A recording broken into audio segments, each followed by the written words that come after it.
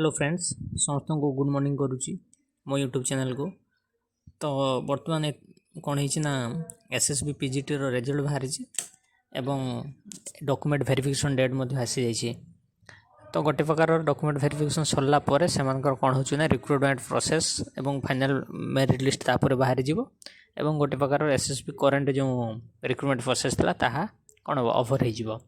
तो आमर main topic जो रही कौन है ना आमर अपकमिंग एसएसबी रो पीजीटी जो रिक्रुटमेंट संपर्क में आज वीडियो आम डिस्कसन करने को जाऊँ।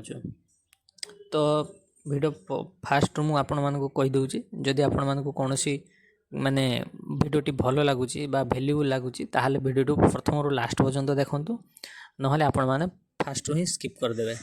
ओके तो देखंतु फास्ट आपण मानक सहित शेयर करने को जाऊँगी जो एसएसबी पीजीटी रो नोटिफिकेशन डेट कौन थिला। देखंतु ए होची आपण मानकर एसएसबी पीजीटी रो नोटिफिकेशन डेट जहाँकि आपण मानकर केते तारीख आसला देखि नियंतु आपण मानकर एठी डेटटी मेंशन हेइतिला। आपण माने देखि पारथिबे जे मार्च मास रे ही एहारो कोन हेछि नोटिफिकेशन आसीथिला। ओके माने मार्च 2024 रे आसीथिला बुझि पारले माने जहाँकि वर्तमान हमरो जो रिक्रुटमेंट चली। ओके एठी मु गुटे मिनिट आपण मानक आउ गोटे जिनस देखा चाहूँगी। ये हूँ एसएसबी पीजीटी रो फास्ट फेज रिक्रुटमेंट जहाँकि आपण मानकर 555 पोस्ट पर आपण मानकर रिक्रुटमेंट थिला।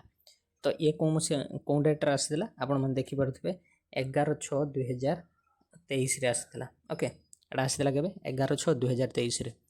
तो आपण मैंने दयाकोर पेसेंस सहित वीडियोटी को संपूर्ण देखो कौन है आपण मानकर आसीला 2023 रे 11 तारीख जहाँकि रोचे जून मसरे आसीला एवं नेक्स्ट जो यार रिक्रुटमेंट प्रोसेस सरी आपण मानकर मोर ठीक मन अच्छी जो पिला माने पाइथिले सेमानकर जॉइनिंग करू करू फेब्रुआरी मास हो जाइथिला। ता माने केते हला एपटर 6 सेपटर 2 माने 8 मास। ओके तो यार जॉइनिंग सरू सरू कौन होता ना आपण मानकर 8 मास रो माने कौन होता माने प्रोसेस टी चली थिला। ओके जदि जॉइनिंग को आम छाड़ीदवा जदि गोटे मास कि 1.5 मास छाड़देवा ता माने कौन है जानुआरी आपण मैंने धरतु ता माने केते 7 मास रो कौन होता रिक्रुटमेंट प्रोसेसटा आपण मानकर थिला। ओके तो से मानकर दिया जाइथिला जॉइनिंग कौन है जानुआरी रु आरंभ करी फेब्रुआरी केते पर्यंत से माने जॉइनिंग करि पारथिले। तो एठी हमर केते फास्ट फेजटा केते टाइम नैथिला 6 मास रो रिक्रुटमेंट प्रोसेस नैथिला। बुझी होची कथा 6 रु 7 मास रो रिक्रुटमेंट टाइम नैथिला किंतु करेंट जो रिक्रुटमेंट प्रोसेसटा चली सेटा आपण मानकर आसीथिला मार्च रे। ओके मार्च रे चली किंतु एटा सरीबो केबे केबे एटा भी सरीबो मार्च मास रे सरीबो ता माने कोन होची ना गोटे वर्षर टाइम नैथिला। ओके तो गोटे वर्षर टाइम नबार कारण मध्ये होची काहेकि ना आपण माने जानथिबे जो हमर नवा सरकार हैला सरकार चेंज परे माने प्रोसेस टी स्लो हो जाइथिला। बुझी होची कथा तेणु रिक्रुटमेंट एते दिन लागी गला जहाँकि एक्स्ट्रा 3-4 मास नहीं गला। किंतु एबे जदि आम वर्तमान रो सिनारियो एवं टाइम को मान जदि देखा आपण मैंने किछ दिन पूर्व जानिथिबे जे अर्गस न्यूज ट्वीट करथिला जे सरकार तरफ ट्वीट आसला जे 28,000 पीजीटी एवं टीजीटी शिक्षक नियुक्ति हेबे।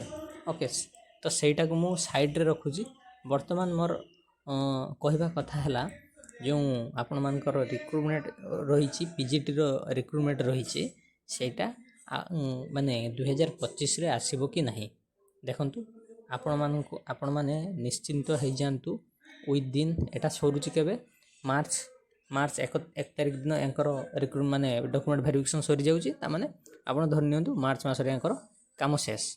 ओके माने एंकर जॉइन करू करू एप्रिल मास भी आपण धरंतु एप्रिल पर मे जून जुलाई अगस्त। ओके अगस्त सुधा आपण मानकर कौन हम नुआ रिक्रुटमेंट प्रोसेस आरंभ हम। आपण मानक मु लेखिकी दउची ग्यारंटी सहित कहूँ एसएसबी रो केवल रिक्रुटमेंट प्रोसेस एसएसबी पीजीटी रो रिक्रुटमेंट प्रोसेस अगस्त सुधा पुणी थरे आपण माने नोटिफिकेशन पाइबे। ओके ता माने एटा कौन है फेब्रुआरी मार्च एप्रिल मे जून जुलाई। ओके अगस्त ताने अगस्त भी जीवन है जुलाई बेलू को आपण मैंने निहाती देखिपारे ମ୍ୟାକ୍ସିମମ୍ ବଢ଼ି ଆପଣମାନଙ୍କର ଅଗଷ୍ଟ ଯିବ। ତ ୱିଦିନ୍ 6 ମନ୍ଥସ୍ ଭିତରେ ଆପଣମାନଙ୍କର ପୁଣି ଥରେ SSBର PGT ନୋଟିଫିକେସନ୍ ଆସିବାକୁ ଯାଉଛି। ତ ଆପଣମାନେ ଦେଖନ୍ତୁ ଆପଣମାନେ କ'ଣ କରିବେ, ପ୍ରିପାରେସନ୍ କରିବେ କି ଅଲଗା କୌଣସି କ'ଣ କରିବେ।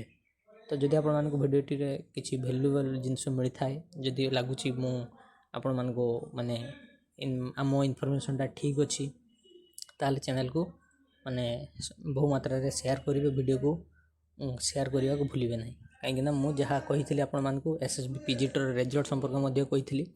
ଓକେ, ତାହା ସମ୍ପୂର୍ଣ୍ଣ ଠିକ୍ ହେଲା। ମୁଁ 14 ତାରିଖ ଭିତରେ କହିଥିଲି, କିନ୍ତୁ 14 ତାରିଖ ହେଲା ନାହିଁ, 10 ତାରିଖ ଦିନ ହିଁ ଆସିଗଲା। ତ ଦେଖନ୍ତୁ ଆପଣମାନଙ୍କର କେଉଁଟା ଭଲ ଲାଗୁଛି, ଏମିତି କ'ଣ ପ୍ରୋସେସ୍ କରିବେ।